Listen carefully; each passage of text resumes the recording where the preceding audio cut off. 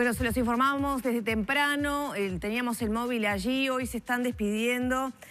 Bueno, se está despidiendo la figura de Luisa Cuesta, no es un velorio así, con esa austeridad, ella lo había pedido. Y esto, bueno, nos ha provocado la intención de recordar y ver en qué está la causa de su hijo, Nevio Melo. Para ello recibimos al abogado José Luis González, bienvenido a Arriba Gente. Un día especial hoy, ¿no? Un día de sentimientos encontrados. Sin duda es así.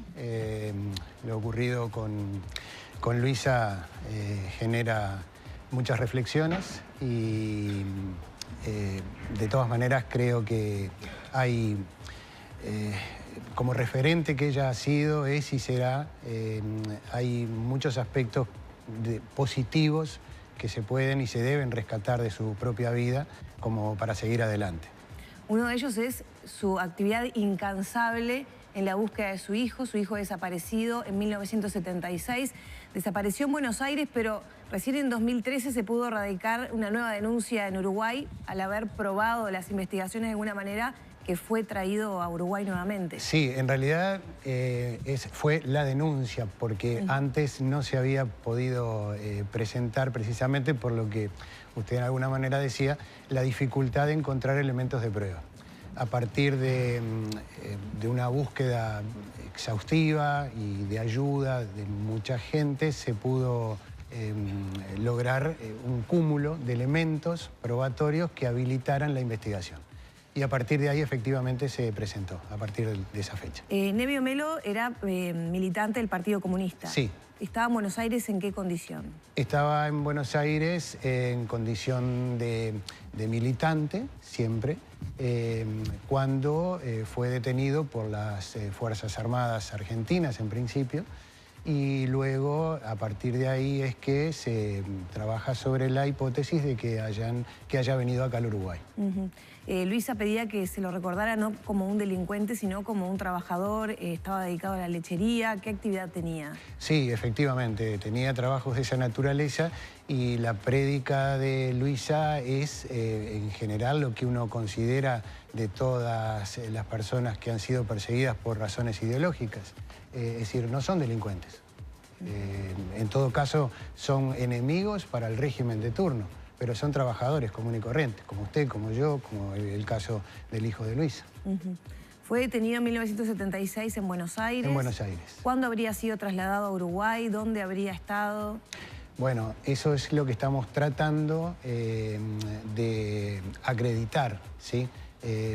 Habría venido al Uruguay tiempo después, podría haber sido trasladado a la casa de Punta Gorda, y a partir de allí también se está tratando de determinar cuál fue el destino posterior. ¿Hay una presunción de que pueda estar en el 13 como otros tantos? Sí, también es cierto, porque el circuito... claro, por ese circuito que se sospecha se trazó con los detenidos que eran traídos de Buenos Aires, sobre todo. Sí, por ejemplo, ¿verdad? Y eran alojados en distintos lugares. Punta Gorda era uno, no era el único, pero luego también eran trasladados al Batallón 13. En el marco de las investigaciones, de los elementos probatorios que se tuvieron que reunir para efectivamente tener una causa en el 2013, ¿tuvieron contacto con militares? Digamos... ¿O información lateral? Siempre hay. De alguna manera o de otra, siempre la hay. Alguna más fidedigna que otra, y siempre es necesario verificarlo, toda la información que uno llega, en ese sentido. Pero sí sirve, y nada se descarta, como un insumo para ir elaborando elementos de prueba que de alguna manera justifiquen la investigación. Claro. ¿Qué tanto secretismo hay en esto, doctor? Porque hablando con abogados, sobre todo que trabajan sobre el tema de derechos humanos y causas del pasado reciente, muchas veces te dicen, hay gente que sabe mucho que evidentemente no dice, mucha de esa gente está muriendo también, es cierto, y a la vez te dicen, hay mucha carne podrida, te tiran muchas... Y es muy difícil poder chequear todo eso, ¿no? Sí, sin duda que es difícil poder chequear, pero no hay que descartar nada. Y en cuanto a la pregunta cuánto secretismo hay, es muy grande. Es muy grande el secretismo. También el informar pistas que no son verdaderas forma parte de una estrategia. Claro, desvirtúa la mirada, desvirtúa. El trillo que se viene siguiendo. Sí, ¿no? por ejemplo. Hay una estrategia, se mantiene una estrategia, porque cuando uno habla de estrategia es algo coordinado entre varias personas, pensado, ¿no? Que tiene una forma definida previamente. ¿Existe eso o hay bueno, gente que sabe que prefiere no decir por miedo? Creo que hay una estrategia, que además es una estrategia que forma parte también de lo que se ha denominado como una cultura de la impunidad, construida desde hace muchos años a la fecha. Y cuando hay secretismo, cuando hay intervenciones de noticias falsas, etcétera, forma parte de algo organizado, evidentemente, siempre es así. Y se suma, ¿no? Se suma a otras cuestiones de orden institucionales, de sistema, que hacen que, lamentablemente, luego de 30 años de búsqueda o más, ¿no? Todavía, del caso del hijo de Luisa, como de otros tantos desaparecidos, no se haya podido avanzar prácticamente nada. Doctor, muy poco. Lo llevo, digamos, al retome del caso con fuerza en el 2012, pero con una situación particular. Creo que fue en el 2013 cuando se realiza una inspección ocular en el batallón número 13. Bueno, allí hay que hablar nuevamente del juez Fernández Lequini. Bueno, presencia obviamente del grupo de antropólogos liderados por José López Mas, pero también gente del Ministerio de Defensa, bueno, obviamente policía técnica. ¿Qué se supo luego de esa inspección ocular? Si hubo algún otro tipo de medida, algún otro tipo de investigación, de órdenes dictadas por el juez en ese momento. Porque recuerdo, por lo menos uno tiene esa idea, que en aquel momento se abrió una expectativa importante. Tengo entendido que estuvo hasta la propia Luisa en esa inspección ocular. Hoy que ya han pasado tantos años, ¿qué podemos develar o decir que de repente en aquel momento no se podía decir, formaba parte de la investigación? ¿Pasó algo? ¿Hubo algún indicio importante que surgiera de allí? No, lamentablemente no hay mucho más que se pueda decir. Aquello fue una medida dispuesta en aras a cautelar zonas, en virtud de que cuando hay algún dato que de alguna manera pueda tener cierta relevancia y con cierta seriedad de algún enterramiento, se solicitan a los jueces para tratar de cautelar la zona, ¿no? Cautelar quiere decir cuidar de que no se tome nada.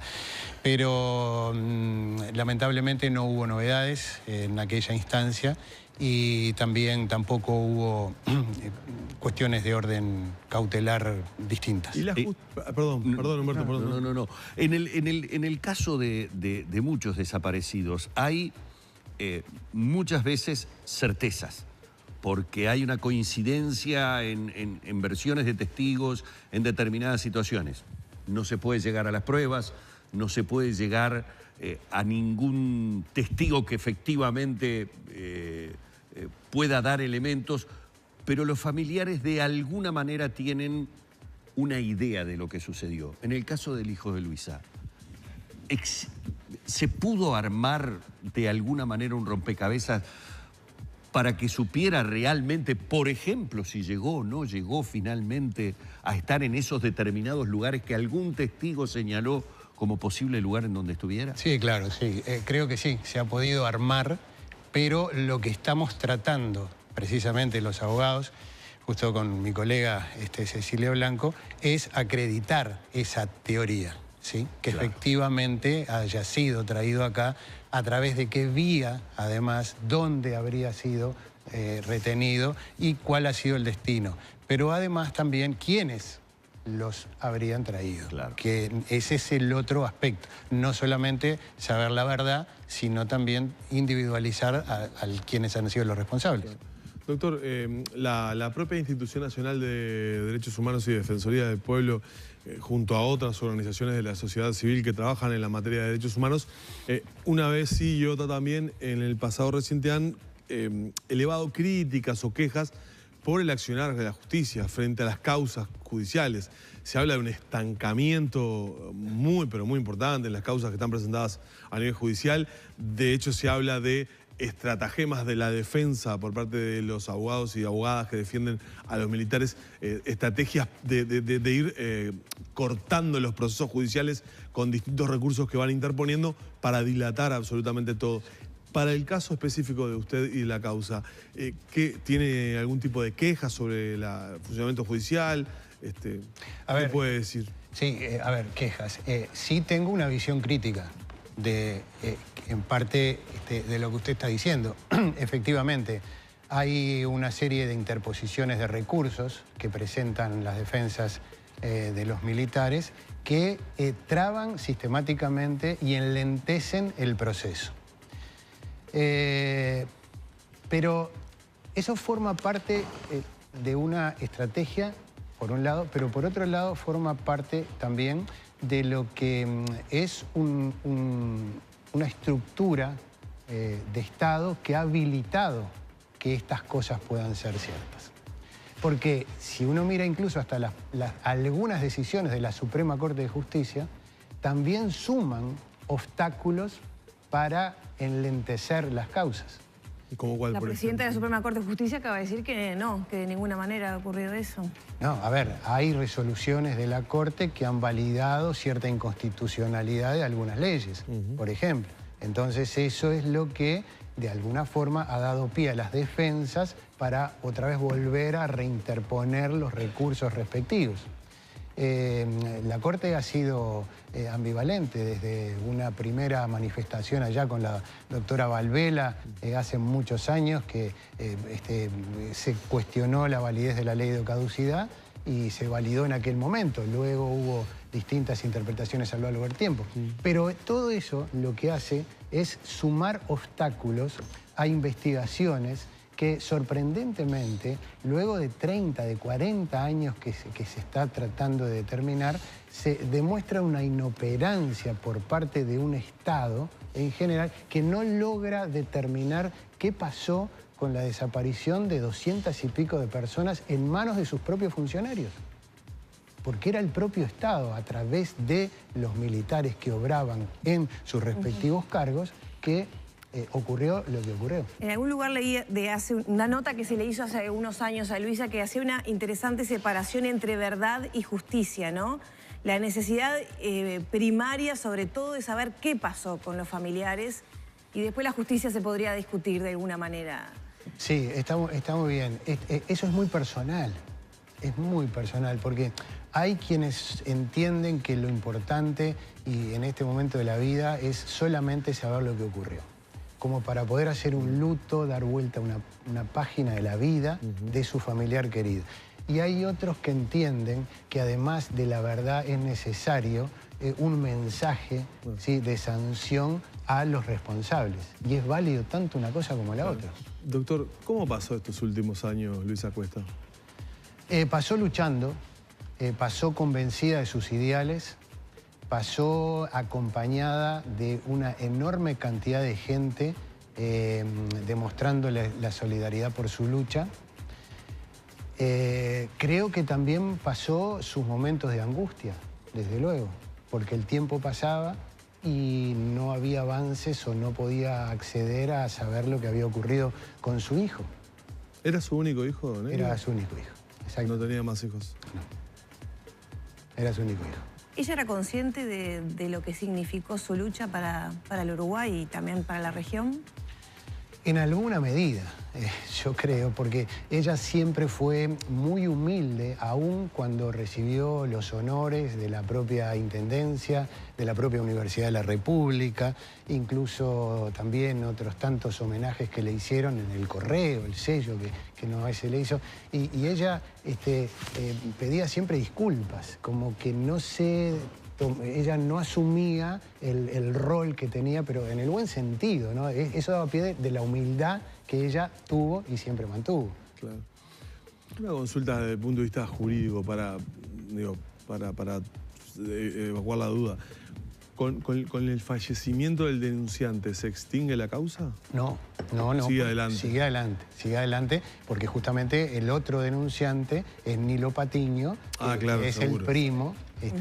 Sobrino de Luisa. Es sobrino de Luisa, exactamente. Claro, bueno, vamos a agradecerle mucho al doctor José Luis González estos minutos en la mañana de Arriba Gente, en los que hemos tratado, bueno, de ahondar un poco sobre el caso específico de Nevio Melo. Obviamente que todo esto fue una excusa para volver a hablar de la figura de Luisa Cuesta y para, de alguna manera, también dejar